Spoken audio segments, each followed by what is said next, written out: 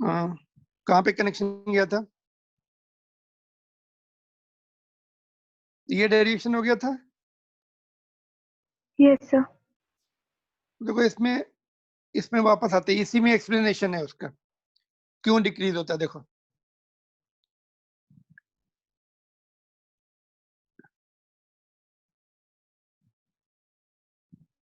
देखो ये जो रिलेशन है, पहले हम कंडक्टर की बात करते हैं। आ रही आवाज अभी? जल्दी से कंफर्म करो मुझे। Can you hear me all of you? चलो देखो कि ये रिलेशन हमने कंडक्टर के लिए इसका एक्सप्लेनेशन दो, कंडक्टर में क्यों इंक्रीज हो रहा है, why it is increasing with the change of increase of temperature. Conductor के लिए एक्सप्लेनेशन ये है, जब टेम्परेचर बढ़ता है तो ये कम होता है। ये क्या है?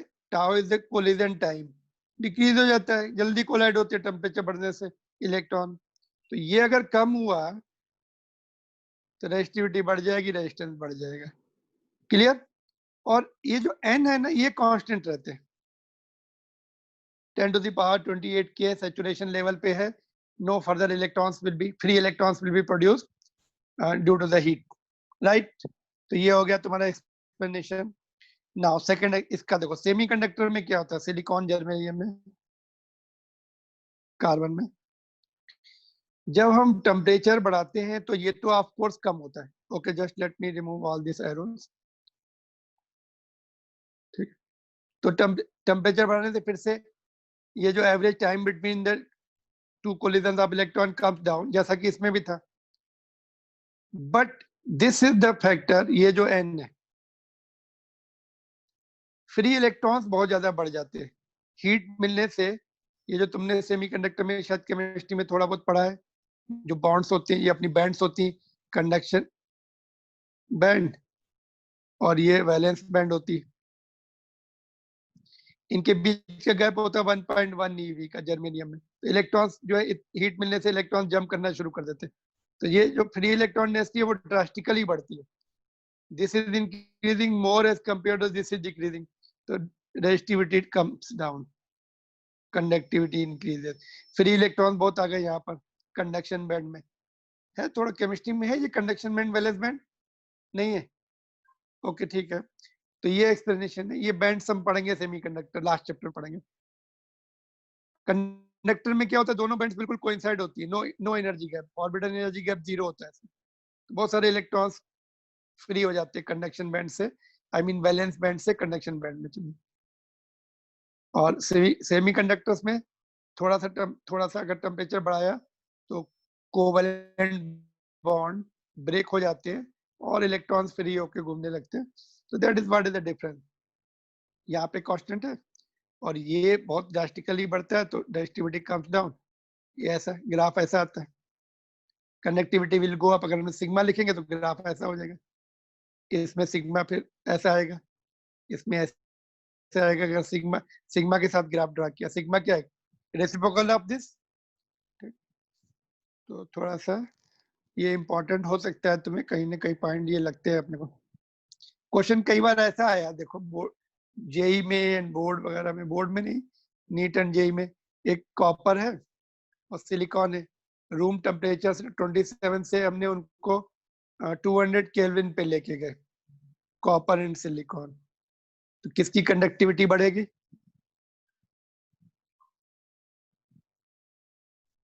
कॉपर रूम टेम्परेचर पे था, 200 केल्विन में रख दिया उसको। कंडक्टिविटी की बात हो रही, कंडक्टिविटी सिग्मा कॉपर की बढ़ेगी ऑफ कोर्स, टेम्परेचर बढ़ने से घटती है, टेम्परेचर घटने से बढ़ेगी। और सिलिकॉन की कम हो जाएगी ना।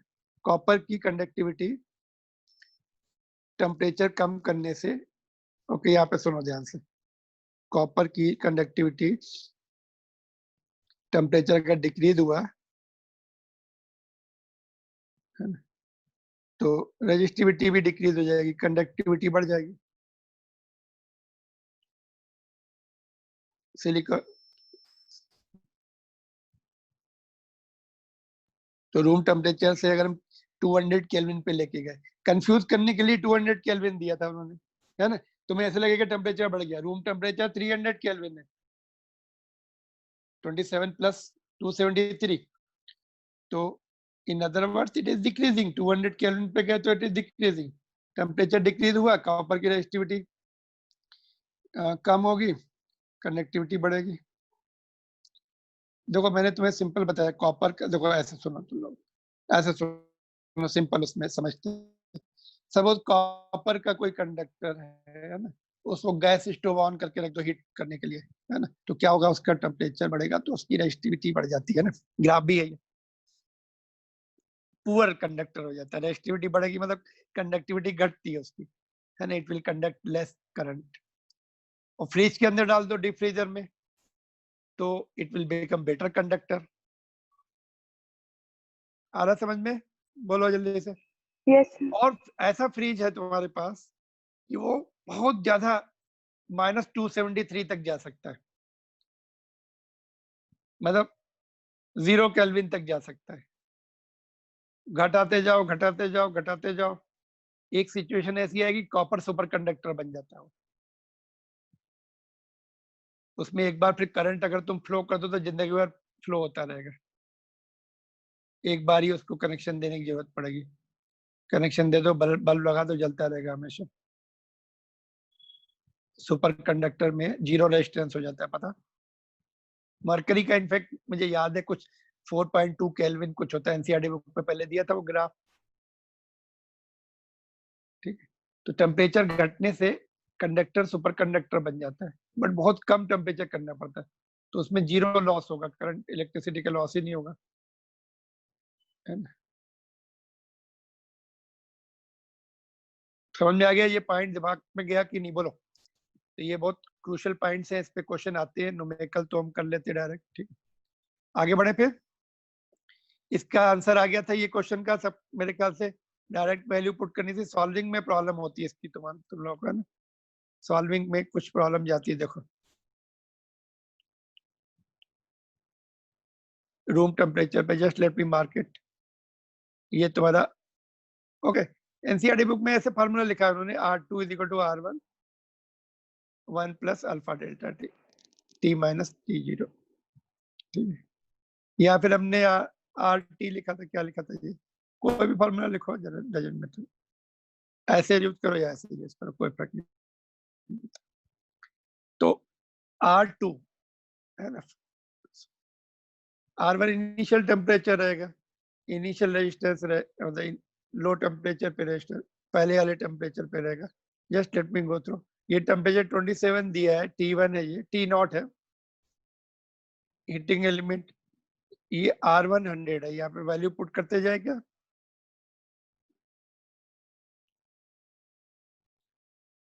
प्लस अल्फा कितना दिया, ये दिया अल्फा, देखो सबसे लास्ट में दिया 1.7 × 10⁻⁻⁴. और ये T निकालना है, और T0 दिया है 27. इसको कन्वर्ट नहीं करेंगे तो अपना आंसर डिग्री सेल्सियस में आएगा. कन्वर्ट करके अगर हम 300 लिख देंगे तो केल्विन में आ जाएगा. It's up to you. NCERT book में आई थिंक डिग्री सेल्सियस में है, तो हम वैसे ही सॉल्व कर लेंगे. R2 कितना दिया है यहाँ पे, देखो सी है 117. यहाँ से 100 लेफ्ट हैंड साइड को 100 से डिवाइड कर दो, तो ये तुम्हारा आ जाएगा 1.17 और 1 प्लस ये एज इट इज. ठीक है, एक काम करता हूँ मैं, थोड़ा सा शॉर्टकट मारता हूँ. डिवाइड कर दिया 1.17, 1 को भी इधर ले आओ, ये वाला 1 बचेगा, वो इधर ले आओ. तो ओके, एक मिनट, नहीं वो मत लाओ इधर, ऐसे रखो. यहीं पे तो मिस्टेक करते तुम लोग. 1.17 1 प्लस 1.7 × 10⁻⁴. अभी नेक्स्ट स्टेप क्या होगा, क्या हम ये ऐड कर सकते हैं.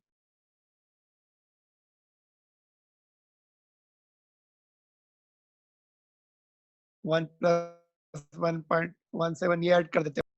1 को इधर ले आओ. सॉल्विंग में तुम्हें थोड़ा सा केयरफुल रहना पड़ेगा इसमें.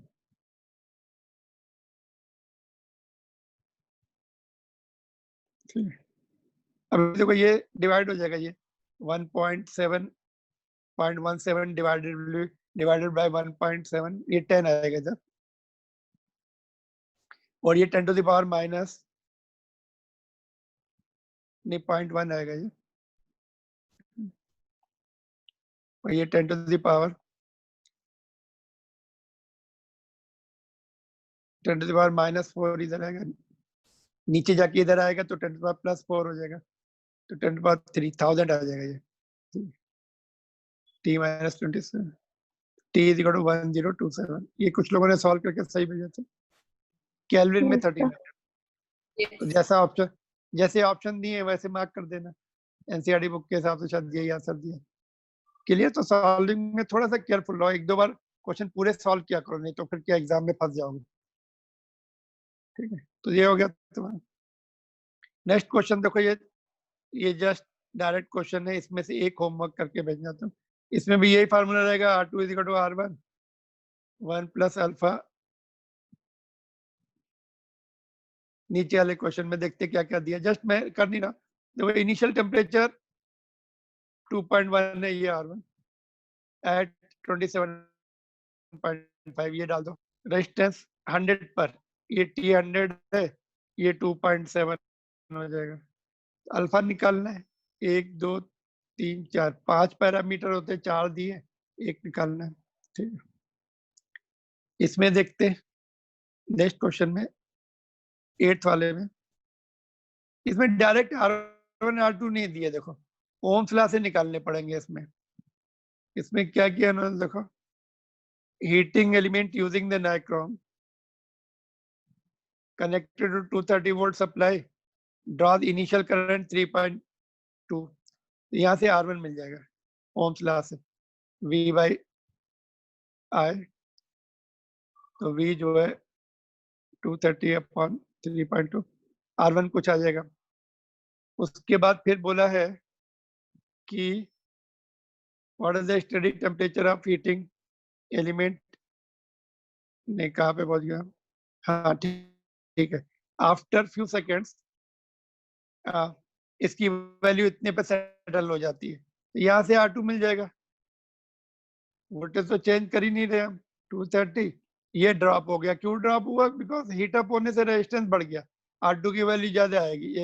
ये तो डिनोमिनेटर में 3.2 है, तो R2 इज मोर, तो ये R2 R1 इनडायरेक्टली दिया है, बस टेम्परेचर दिए हैं दोनों। ये वाला नहीं, ये पूछा है अल्फा दिया है, 2 पैरामीटर इनडायरेक्टली दिए हैं और 2 डायरेक्टली दिए हैं और 1 अननोन है। 5 पैरामीटर में से 4 पता है इनडायरेक्टली या डायरेक्ट। ये कर लेना, ये क्वेश्चन एनसीईआरटी बुक के कुछ भी पूछ सकते हैं, चाहे वो बोर्ड हो गया या नीट हो गया या जेई हो गया। ये सॉल्व एग्जांपल भी देखो ऐसे दिया, इसमें उन्होंने R2 जो है वोल्टेज एंड करंट से निकालने के लिए बोला, R1 इसमें R1 दे दिया था डायरेक्ट, ये R2 इनडायरेक्ट दिया था, तो ये निकाल लिया, बाकी सॉल्व कर लिया। ये वाला देखो सॉल्व एग्जाम में इसमें थोड़ा सा कंफ्यूजन क्रिएट किया ये सब सॉल्विंग में, तो व्हाट यू डू, अपना अलग से सॉल्व कर सकते हो। देखो ये आइस पॉइंट पर 5 ओम है, आइस पॉइंट कितना होता है, 0 होता है।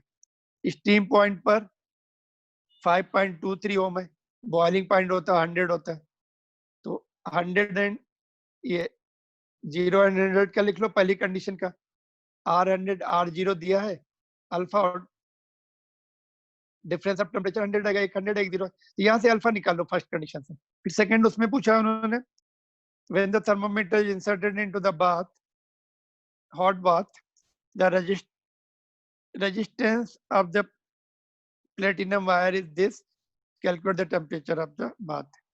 तो अल्फा ऊपर से निकाल के फिर से वैल्यू पुट कर दो और 0 वाले टेम्परेचर लेके करो, सो दैट यहाँ पर 0 ही रहेगा, T0 0 रहेगा और ये आ जाएगा अपना।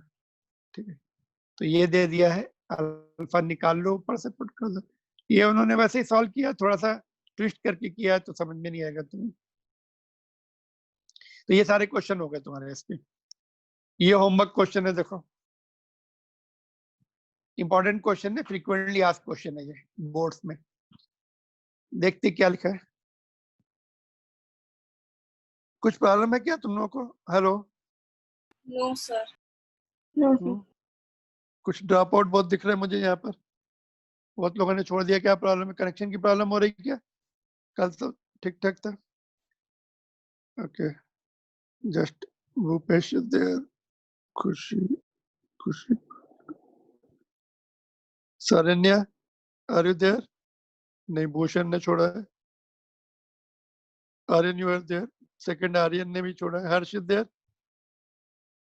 क्या प्रॉब्लम आती पता नहीं है। चलो ओके। तो current voltage graph is given.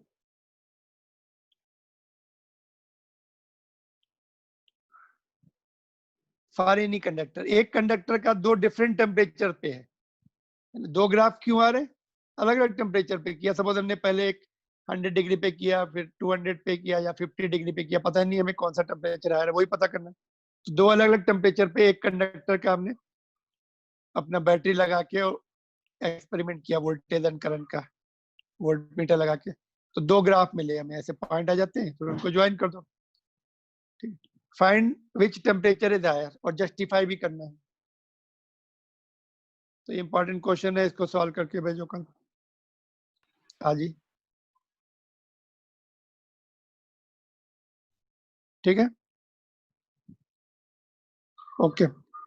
एक इंफॉर्मेशन और दे रहा हूँ, जस्ट मैंने शायद आज वीडियो भी डाला था उसका, एससी वर्मा के क्वेश्चन है ना, उसके जो है इलेक्ट्रोस्टैटिक्स के मैं डेली 10 क्वेश्चन सॉल्व करके पोस्ट कर देता हूँ। मेरी यूट्यूब चैनल है सीबीएसई फिजिक्स चंद्रा सर करके नाम से, है ना, सीबीएसई फिजिक्स चंद्रा सर, उसमें जाओ, प्लेलिस्ट में जाओ, ठीक है। तो उसमें तुम इलेक्ट्रोस्टैटिक्स के क्वेश्चन देख सकते हो। करंट इलेक्ट्रिसिटी के भी मैंने ऑब्जेक्टिव के डालने शुरू कर दिए हैं। तो जो क्वेश्चन नहीं हो रहा है ऑब्जेक्टिव का, देख लो सॉल्व करके। अभी तो तुम इलेक्ट्रोस्टैटिक्स पढ़ रहे होगे ना, तो इलेक्ट्रोस्टैटिक्स के मैंने 60 क्वेश्चन तक डाल दिए हैं उसमें, एक्सरसाइज के 60, और ऑब्जेक्टिव वाले पूरे। ऑब्जेक्टिव ज्यादा नहीं होते 80 वर्मा में, बट अच्छे क्वेश्चन थोड़े बहुत हैं जो भी अच्छे हैं, और शॉर्ट क्वेश्चन वो भी अच्छे रहते हैं। तो सीक्वेंस में 10-10 क्वेश्चन डाल देता हूँ, तो कोई उसको थोड़ा देखो, उससे तुम्हें बहुत सारे कॉन्सेप्ट बिल्डिंग है। टाइम अगर जिनको कंपटीशन देना है, बोर्ड के लिए इतना रिकमेंडेड नहीं है, टाइम मिले तो देखो। तो डेली 10 क्वेश्चन डाल देता हूँ, तो उससे देख सकते हो तुम फटाफट। पहले लेकिन पढ़ना पड़ेगा, ऐसे नहीं डायरेक्ट मत बैठना, पहले क्वेश्चन देखो क्या है, पढ़ो समझो, फिर समझ में आएगा, नहीं तो नहीं समझ में आएगा। तो और ऑब्जेक्टिव चैप्टर 1 के भी डाले हैं, ऑब्जेक्टिव नहीं, चैप्टर 1 एससी वर्मा का जो चैप्टर 1 है, यूनिट्स एंड मेजरमेंट, वो डेली जैसे लेक्चर होते जाते डालता जा रहा हूँ। तो तुम कोई पिछले चैप्टर्स में भी डाउट होगा देख सकते हैं, और इसमें भी आगे धीरे धीरे डालता जाऊंगा। यू कैन जस्ट, जो क्वेश्चन नहीं हो रहे हैं, जो बहुत ज्यादा टफ है, उनको छोड़ दो, जो तुम्हारे उसके नहीं है। पर सभी क्वेश्चन ठीक ठाक है, कर सकते हो तुम लोग, कोई प्रॉब्लम। नीट वालों को रिकमेंड करते, कोटा वाले तो बोलते पूरा एससीवी करो आए, मैंने सुना है उनको, ठीक है। पूरा नहीं कर सकते, लेकिन कुछ क्वेश्चन लेंदी है, और उनको छोड़ दो। नीट वालों के लिए ज्यादा इंटीग्रेशन वाले नहीं करने। ओके, चलो, आई थिंक 2 मिनट्स रिमेनिंग, तो ये हो गया। Next one is battery. It is a combination of cell. Cell देखिए तुम लोगों ने, कहाँ यूज होते हैं सेल्स? Remotes. रिमोट में डालते हैं, रिस्ट वॉच में, और तुम्हारा कार कार में battery. Battery is the combination of cell, जो है सेल को, सेल क्या होता है, जल्दी 2 वोल्ट तक प्रोड्यूस करता है। हमें 6 वोल्ट चाहिए, 12 वोल्ट चाहिए, तो कंबाइन कर देते हैं। अपने सेल फोन में भी जो बैटरी है वो नियरली 4 वोल्ट की है, तो उसमें आजकल तो बिल्ट इन है, वो बना लेते हैं पूरे फॉरवर्ड की, सिंगल सेल बना लेते हैं, या फिर 2 सेल का सीरीज कॉम्बिनेशन होता है ना। तो series combination of cell is called battery, है ना। तो उसके बारे में हम पढ़ते हैं हम लोग। तो उसमें सब 3 टर्म हम यूज करने वाले, electromotive force of the battery और सेल, है ना। तो क्या होता है, ये फोर्स नहीं होता, ये पोटेंशियल डिफरेंस होता है। नाम फोर्स है, but it applies the potential difference. जब लगाते हैं फोर्स लगता है इलेक्ट्रॉन्स के ऊपर, वो करंट फ्लो करते हैं। तो ये कन्वेंशनली पुराना नाम है, पहले सोचा गया था ये फोर्स है, बाद में फिर पोटेंशियल डिफरेंस का नाम दिया गया। तो it is the potential difference between the 2 terminals of cell when no current flows through the cell, or it is the work done by the source to move the unit charge through the loop. Potential difference की definition पढ़ी थी electrostatics में, work done per unit charge. तो second definition ये है, इसी से बनी है ना। और यहाँ पर ये potential difference between 2 terminals of cell when no current flows, है ना। जैसे ये सपोज हमने सेल या बैटरी ले ली, तो इसके जो टर्मिनल्स होते हैं, ये प्लस माइनस, कार की बैटरी देखिए ऐसे प्लस वाला थोड़ा बड़ा टर्मिनल होता है, माइनस वाला थोड़ा छोटा होता है। तो इनके बीच का जो पोटेंशियल डिफरेंस है उसको ईएमएफ बोलते हैं। लेकिन करंट फ्लो नहीं होना चाहिए ओपन सर्किट में। अभी तुम बोलोगे ओपन सर्किट में मेजर कैसे करेंगे, तो एक इंस्ट्रूमेंट आता है उससे मेजर कर सकते हैं जो करंट बिना करंट फ्लो मेजर कर सकता है। ठीक है, तो ओम्स लॉ भी अभी हम चेंज करेंगे। ऐसे V इक्वल टू IR होता है, तो ये पोटेंशियल डिफरेंस है, तो V की जगह E लिखेंगे, E इक्वल टू IR, तो I equal to E by R हो जाएगा। तो इसकी यूनिट क्या होगी, वोल्ट। ऐसा unit of EMF is volt. ठीक है, चलो इतने यहीं पे रोक रहा हूं मैं, नोट करना है तो यहाँ ये कर लो। और it is measured by the instrument called potentiometer.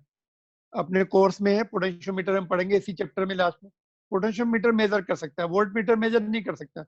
Volt meter जब लगाते हैं तो करंट फ्लो होना शुरू हो जाता है। तो this is the instrument which we are going to learn. ये एप्लीकेशन ही है एक्चुअली, ईएमएफ निकालना हम सीखेंगे पोटेंशियोमीटर से। तो ये है, अभी टाइम नहीं है तो मैं यहीं पे रोक रहा हूँ। You can note down this.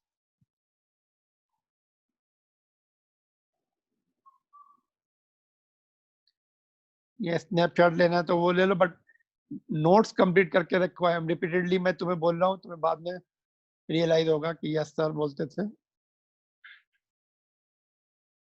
ठीक है, कल हम लोग, कल क्लास नहीं है फिर, है ना।